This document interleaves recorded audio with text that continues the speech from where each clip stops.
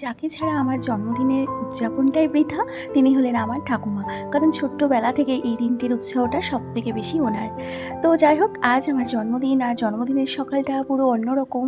এবারের জন্মদিনটাই পুরোটা অন্যরকম। সকাল সকাল আমার পছন্দের খাবার নিয়ে বসে পড়েছি, আর তারপর রেডি হয়ে নিয়েছি আমার মায়ের দেওয়া জামা পরে সরি। তারপরে চলে এসেছি শাশুড়ি মার কাছে আশীর্বাদ নিতে। তো শাশুড়ি মাকে প্রণামটা সেরে নিলাম সকালবেলা স্নান সেরে। আর তারপরে যে আমার পতিদেবের সাথে বেরিয়ে পড়লাম, যাচ্ছি একটু কোথায় যাচ্ছি বলছি।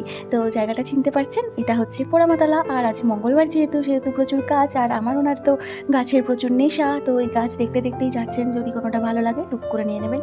তো তারপর চলে এসেছি, আমাকে উনি একটু আজকে ঘোরাতে নিয়ে এসেছেন আমার বার্থডে বলে। জল প্রকল্পের এখানে গঙ্গার ঘাটে, মানে গঙ্গার ধারে।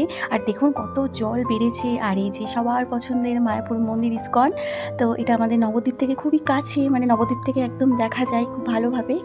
তো এটা একটু দেখছিলাম, এই জায়গাটাতে আমি আগে সেভাবে আসিনি। আর এই যে সবথেকে সুন্দর লাগলো আমার ওই দৃশ্যটা। তারপরে চলে এসেছিলাম কেক নিতে অসীমদার বাড়ি।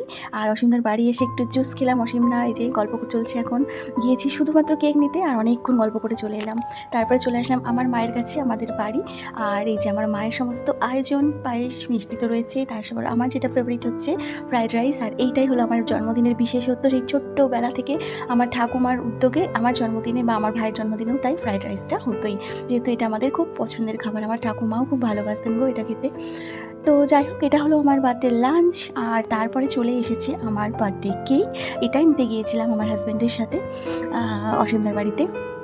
তো এই যে আমার মা, আমার ভাই আর বাবা কেউ বাড়ি ছিল না। তো মা আর আমি উদযাপন করলাম, আর আমার হাজব্যান্ডেরও একটু কাজ ছিল, আসতে পারিনি। সেই কারণে মা আর আমি দুজনে মিলে উদযাপন করলাম আমার আমার বার্থডে কেক কেটে। আর এই যে হ্যাপি বার্থডে লেখাটা আমার মা না ঘরে লাগিয়েছিল দেওয়ালে। তো কেকটা কেটেছি আমি যেহেতু বারান্দায়, সেই জন্য আর ওটা হলো না। আর তারপরে আমার মায়ের একটু আশীর্বাদ নিলাম। মাকে তো কোলে তুলে নিতে পারবো আমি, আমার মা এতটাই স্লিম। হ্যাঁ, আমি হচ্ছে মায়ের দিদি হয়ে গিয়েছি এখন। তো মায়ের একটু আদর খেয়ে নিলাম, মাকে জড়িয়ে ধরে। তারপরে চলে আসলাম বাড়ি। এই যে আমার শ্বশুরমশাইয়ের সঙ্গে সকালে দেখা হয়নি, তাই শ্বশুরমশাইয়ের আশীর্বাদ নিলাম। আর শ্বশুরমশাই আমাকে 500 টাকা দিয়েছে উপহার।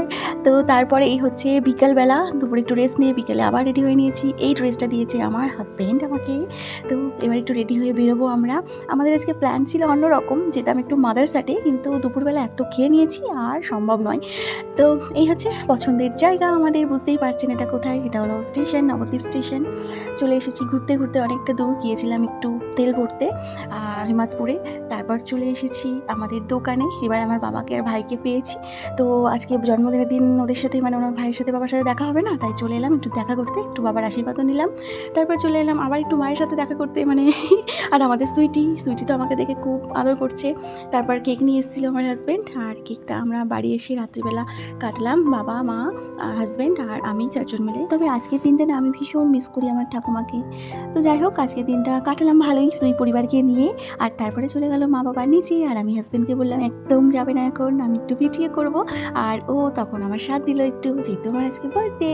আর তারপরে নিয়ে চলে এসেছি আমার কিউটি বাইকে। তো এই ছিল আমার আজকের জন্মদিনের সারাদিন। ভিডিওটা আপনাদের কেমন লাগলো কমেন্টে কিন্তু জানাবেন। টাটা।